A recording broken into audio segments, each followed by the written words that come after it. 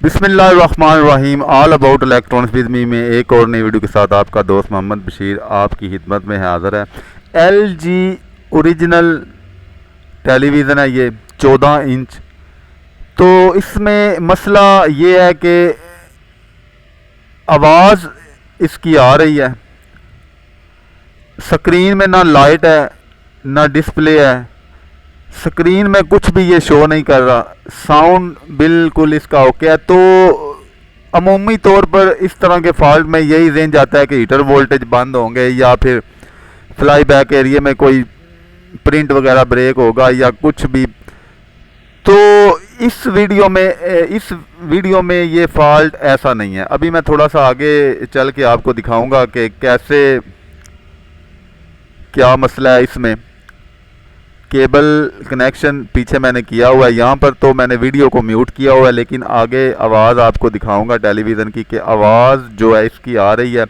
Screen में ना कोई लाइट है ना कोई डिस्प्ले है। सीरीज़ बल्ब को देखें, टेलीविज़न सेट की क्लियर है, ऑन हो रहा है। तो स्क्रीन पर हाथ लगाने पर ऐसा लगता है कि ऑसिलेशन हल्की फुल्की सी बनती है कि बोर्ड जो है वो इसका शायद चाइल्ड लॉक लगा हो, क्योंकि स्क्रीन नज़र नहीं आ रही। तो यहाँ पर अगर आपको सुनाई दे रहा हो, वीडियो का म्यूट मैंने ख़त्म किया है, साउंड इसका जो है ओके है, स्क्रीन में कोई लाइट भी। तो इस फॉल्ट से रिलेटेड आज आपको मैं तमाम जो हिस्से हैं कहाँ कहाँ से ये बनता है, लाजम नहीं कि हीटर वोल्टेज से बने, साउंड ओके है, स्क्रीन में कुछ भी नहीं नज़र आ रहा।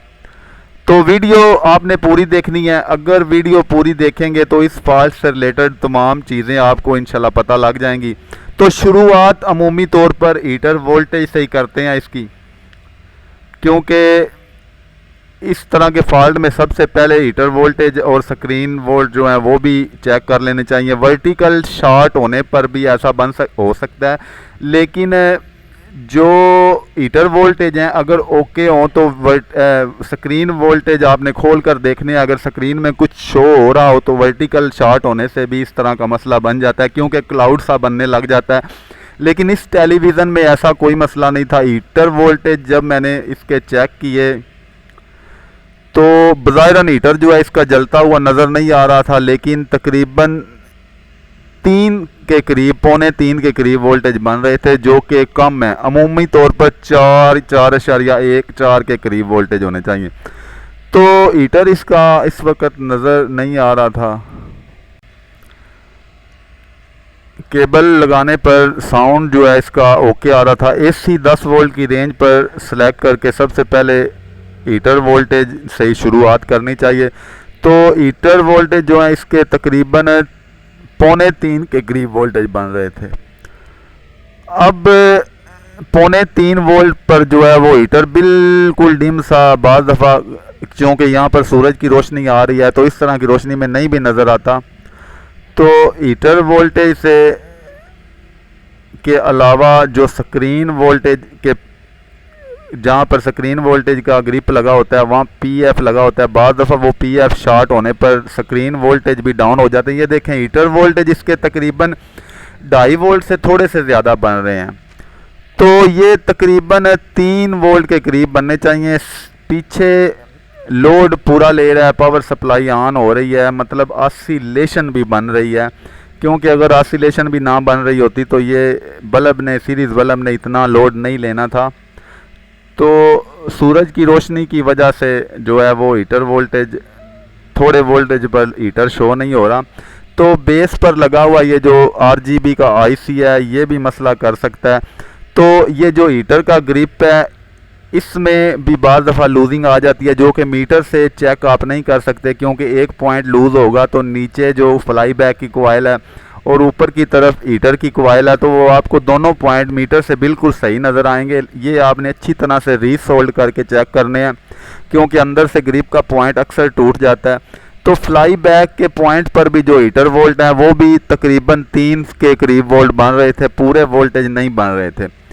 तो थोड़ी मज़ीद इसकी रिपेयरिंग स्टार्ट करने से पहले सबसे पहले जो काम होता है वो ये फ्लाई बैक वाला एरिया रीसोल्ड, और जो जो ऑसिलेशन सेक्शन में ड्राई सोल्ड नज़र आ रहा हो वो कंप्लीटली रीसोल्ड करना चाहिए इस तरह के फॉल्ट में।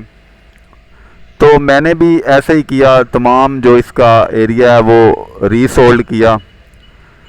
तो ऑसिलेशन ड्राइवर ट्रांजिस्टर जो है उस पर तकरीबन 0.25 वोल्ट के करीब बाइसिंग सिग्नल आता है, वो भी इसका बन रहा था, क्योंकि बाज़ दफ़ा वो ना बने तो यही कंडीशन हो जाती है, इसकी साउंड ओके रहता है जबकि स्क्रीन में कुछ भी नज़र नहीं आ रहा। तो ड्राइवर ट्रांजिस्टर जो है उसकी बाइसिंग पर जो तकरीबन 0.25 वोल्ट बाइसिंग होती है वो भी चेक करनी चाहिए इस तरह के फॉल्ट में।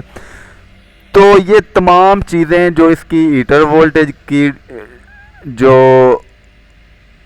ड्राई सोल्ड था वो भी नहीं था। स्क्रीन वोल्ट का वॉल्यूम जब मैंने चेक किया तो ऊपर तकरीबन 110-120 वोल्ट बन रहे थे, लेकिन स्क्रीन वोल्ट के वॉल्यूम को घुमाने से वो कम ज़्यादा नहीं हो रहे थे। मतलब स्क्रीन वोल्ट वाले जो वॉल्यूम ट्रिपलर सेक्शन है शायद उसमें कोई शॉर्टेज इसकी बन सकती है, फ्लाई बैक भी ख़राब हो सकता है।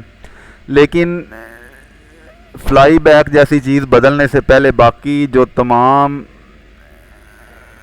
चीज़ें हैं बेस पर उनको अच्छी तरह से ध्यान मार लेना चाहिए, क्योंकि बाज़ दफ़ा ये जो पीएफ लगा हुआ है बिल्कुल G2 के वोल्टेज के पास, इसमें लीकेज आ जाए तो ये भी ड्रॉप करना शुरू कर देता है।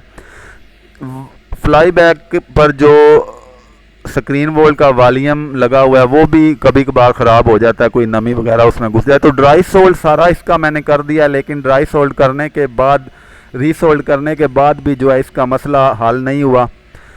तो फ्लाई बैक को जब मैंने थोड़ा सा हाथ लगा कर देखा तो इसका फ्लाई बैक जो है वो मामूल से थोड़ा ज़्यादा गर्म हो रहा था। फ्लाई बैक को गर्म बिल्कुल भी नहीं होना चाहिए, कम अज़ कम आधा पौना घंटा चलने के बाद मामूली सी गर्मी होनी चाहिए। तो ये स्क्रीन वोल्ट के पिन पर मैंने 250 रेंज पर मीटर रखा हुआ है, लेकिन वोल्टेज तो यहाँ शो हो रहे हैं लेकिन वॉल्यूम को घुमाने से कम ज़्यादा नहीं हो रहे। मतलब फ्लाई बैक की जो आउटपुट वोल्टेज हैं वो सारे कम बन रहे हैं। यही वॉल्यूम घुमाते हुए जब फ्लाई बैक को थोड़ा सा मेरा हाथ लगा तो फ्लाई बैक मामूल से इसका थोड़ा ज़्यादा गर्म हो रहा था। तो इस तरह के फॉल्ट में कहने का मतलब ये है, सबसे पहले हीटर वोल्ट और फ्लाई बैक वाला एरिया जो है अच्छी तरह से रीसोल्ड करना चाहिए। उसके बाद ड्राइवर ट्रांजिस्टर की बाइसिंग चेक करनी चाहिए। ये जो पीएफ लगा हुआ है ये भी बाज़ दफ़ा लीक होने से जो G2 के वोल्टेज हैं वो ड्रॉप हो जाते हैं। तो वॉल्यूम कंट्रोल से G2 की पिन पर वॉल्यूम कंट्रोल जो स्क्रीन वोल्ट का है वो घुमाने से वोल्टेज कम ज़्यादा अगर हो रहे हो तो फ्लाई बैक आपका ठीक काम कर रहा है। तो इसका ये वॉल्यूम घुमाने से वोल्टेज जो है वो कम ज़्यादा नहीं हो रहे थे, बल्कि एक ही जगह पर स्टेबल थे, जो कि फ्लाई बैक के ख़राब होने की निशानी है। क्योंकि पीछे ऑसिलेशन ड्राइविंग वोल्ट जो सिग्नल है ड्राइवर ट्रांजिस्टर की बेस पर वो बन रहा था, इसका जो पीछे शुरू में वीडियो में मैंने आपको दिखाया है। तो अमूमी तौर पर वहाँ ख़राबी हो जाए तो भी फ्लाई बैक सही काम नहीं करता। तो ये तमाम छोटी छोटी चीज़ें चेक करने के बाद बड़ी चीज़ों की तरफ आना चाहिए। ड्राई सोल्ड वगैरह भी पहले देख लेना चाहिए। वर्टिकल आईसी भी इस तरह का मसला बना सकता है, लेकिन उसमें फ्लाई बैक का वॉल्यूम घुमाने से स्क्रीन में थोड़ा सा क्लाउड लाजमी बनता है। तो फ्लाई बैक इसका जो है वो मामूल से ज़्यादा गर्म हो रहा था, जबकि हॉरिजॉन्टल ट्रांजिस्टर गर्म नहीं हो रहा था। उसकी वजह कि फ्लाई बैक के आउटपुट सेक्शन में जो ट्रिपलर है जो वॉल्यूम G2 और स्क्रीन वोल्टेज और फोकस वोल्टेज को कंट्रोल करता है उसमें शॉर्टेज थी। तो ये फ्लाई बैक जो है इसका गर्म हो रहा था काफ़ी ज़्यादा। तो हीटर वोल्टेज जो है शायद इसी वजह से कम बन रहे हैं। फ्लाई बैक 6174 इसमें नंबर लगा हुआ है। ये मैं साथ में एहतियातन वर्टिकल आईसी भी नया ले आया हूँ, ख़राब हो भी सकता है नहीं भी हो सकता। तो फ्लाई बैक को रिप्लेस मैंने कर दिया है, ये पुराना फ्लाई बैक निकाल दिया है, जबकि नया फ्लाई बैक ये देखें इसमें लगा दिया है। तो लाजिम नहीं आप जिस मकसद के लिए वीडियो देख रहे हो आपके टेलीविज़न में भी ये नो वीडियो नो डिस्प्ले आप फ्लाई बैक फ़ौरन से बदल दें। जो बाकी चीज़ें आपको मैंने बताई हैं, ड्राइवर ट्रांजिस्टर पर बाइसिंग सिग्नल, वर्टिकल आईसी, अगर स्क्रीन वोल्ट घुमाने से स्क्रीन में कुछ थोड़ी बहुत लाइट आती है तो वर्टिकल आईसी भी आपका इस तरह का मसला कर सकता है। जबकि स्क्रीन की जो बेस है उस पर जो आरजीबी ड्राइवर ट्रांजिस्टर लगा है उसी में ब्राइटनेस लेवल भी होता है, वहीं से भी ये ऐसा मसला बन जाता है। तो हीटर वोल्टेज पहले जो 3 से भी कम बन रहे थे अब 4.23 वोल्ट पूरे हो गए हैं और हीटर भी बिल्कुल सही रोशन हो रहा है। तो टेलीविज़न सेट हमारा बिल्कुल ओके हो चुका है।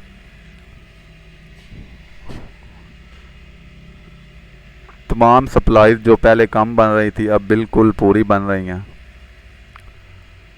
स्क्रीन वोल्ट का वॉल्यूम जो पहले काम नहीं कर रहा था अब तकरीबन स्क्रीन वोल्ट कम ज़्यादा बिल्कुल ठीक हो रहे हैं। स्क्रीन में लाइट भी बिल्कुल ओके बन चुकी है।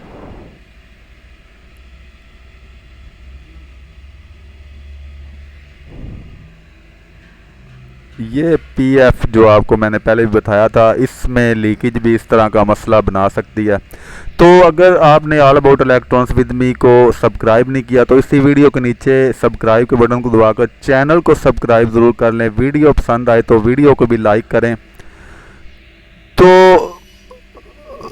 बात फिर वही है कि अब आप इसी मकसद के लिए वीडियो देख रहे हैं, नो लाइट नो डिस्प्ले, तो फ्लाई बैक या कोई भी बड़ी चीज़ बदलने से पहले आपने छोटी छोटी तमाम चीज़ें जो आपको मैंने बताई हैं, ड्राइवर ट्रांसफार्मर का जो ट्रांजिस्टर है वो भी इस तरह का मसला बना जाता है। वर्टिकल आईसी, हीटर सेक्शन में ड्राई सोल्ड, फ्लाई बैक के एरिया में ड्राई सोल्ड।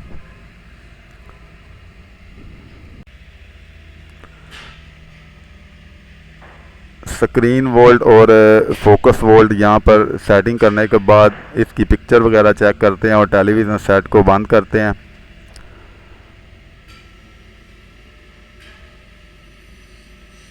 वर्टिकल आईसी इसका ओके था, वैसे मेरे पास पड़ा नहीं था इसलिए एहतियातन मैं ले आया कि शायद बदलना पड़ जाए।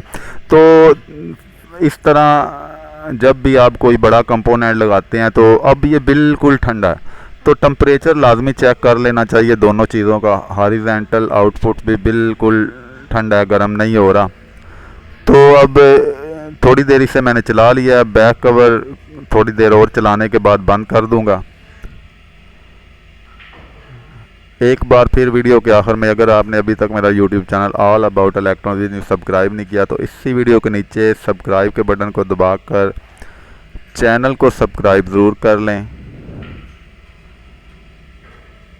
इलेक्ट्रॉनिक्स से रिलेटेड वीडियोस सिर्फ इस चैनल पर अपलोड की जाती हैं। अगर किसी भी टेलीविज़न सेक्शन के मौजू पर आप मालूमात चाहते हैं तो मैं वीडियो बना दूंगा, कमेंट सेक्शन में आप लिख सकते हैं।